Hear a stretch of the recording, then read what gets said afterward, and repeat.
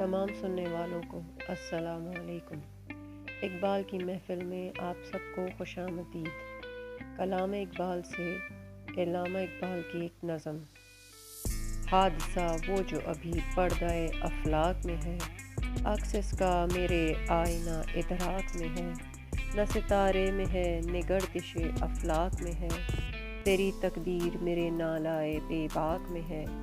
یا میری آہ میں کوئی شرر زندہ نہیں، یا ذرا نم ابھی تیرے خس و خاشاک میں ہے۔ کیا عجب میری نواحائے سحرگاہی سے زندہ ہو جائے وہ آتش کہ تیری خاک میں ہے۔